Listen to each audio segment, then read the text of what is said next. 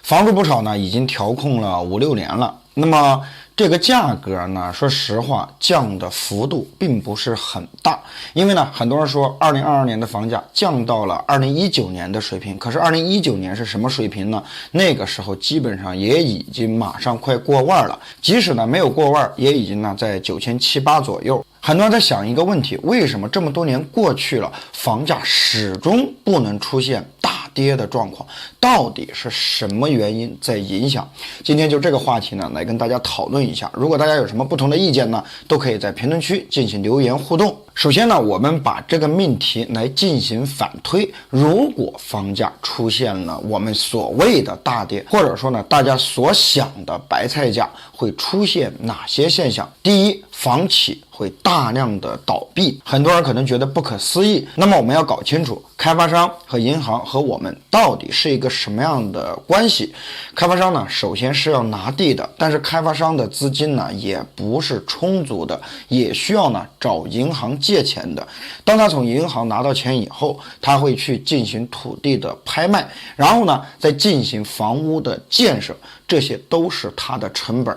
只有等到开发商办下来商品房预售许可证以后，才能够慢慢的从老百姓的这个购房款中进行回款，然后再去还银行。那么如果现在房价出现了白菜价，开发商拿地的成本都不够，那么就会出现3个问题。第一，他找银行借的钱是没有办法还的，那怎么办？因为他有土地，他有房子，他会把这一个烂摊子直接给银行，那么就成为了我们所看见的烂尾楼，害的还是我们的购房群体。那么第二点，开发商没有钱了，会拖欠很多员工的工资，包括给开发商干活的一些企业，或者说与之相连的行业都会拖欠。那么这一下呢，就会造成大量的人失业。第三点呢，就是开发商直接破产清算了。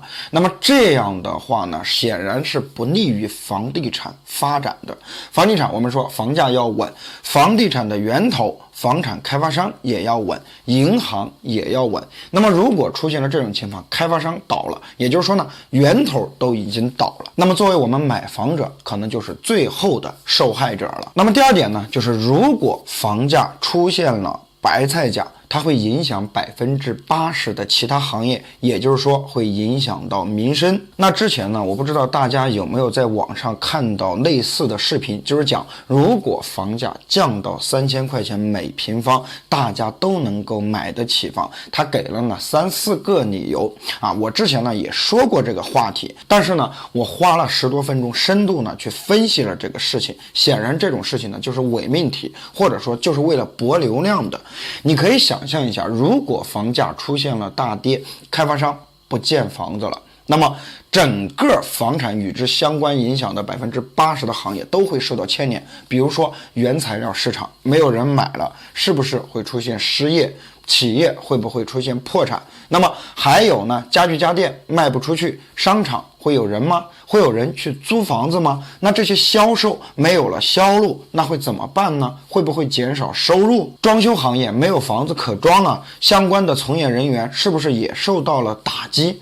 所以呢，我们在看房价的时候，不能说想当然的说房价降到白菜价，大家都买得起房。实际上，房价如果降成了白菜价，大家呢失业的几率就增大了。那么第三点呢，就是如果房价出现了白菜价，那么刚需购房者就成了最大的接盘侠。我们可以看到一个很经典的案例，就是呢2022年的楼市是不是已经回到了2019年房价的水平？但是你让2017年和2018年买房的刚需者怎么讲？他们呢只是被迫上车，而且呢不参与炒房，只是想买一套房子。可是就是在那个时间节点，他却成了房价高位接盘者，到现在呢还在还着高昂的贷款。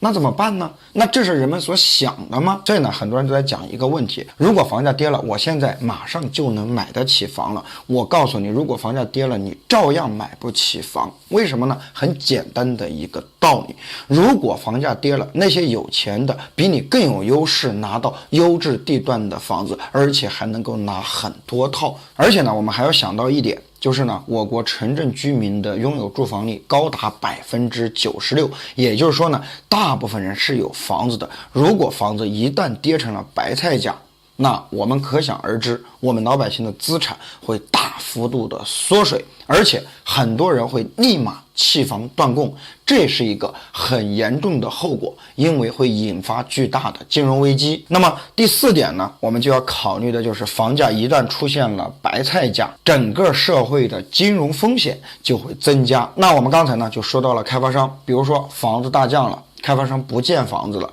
而且呢也还不上贷款了，那怎么办呢？我直接把这个房子还有土地呢全部给银行啊，开发商直接抽身了。但是银行是个金融机构，它是需要挣钱的，它不是开发商，它不会再接着开发楼盘，那怎么办呢？它会进行降价拍卖。可是这个时候市场上的房子都很便宜，你没有任何的优势，那么大家都不买房子，这个房子呢就直接成了真正的烂尾楼。那么再说银行方面，坏账变多了，包括老百姓弃房断供，钱是收不回来的，而钱又找不到突破口，那怎么办呢？那只能够收紧贷款，不放款了，银行开始自救，那么这个时候实体经济就会受到影响。很多人觉得呢，当老板很风光，手里面管着100-200人甚至上千人，可是说个很实在的话，一些工资的老板账上根本没有钱，只有流动资金用于平时做生意，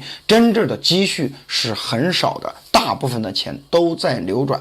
一旦没有渠道去融资了，那么这个时候企业面临的是破产，员工面临的是失业，进而引发民生。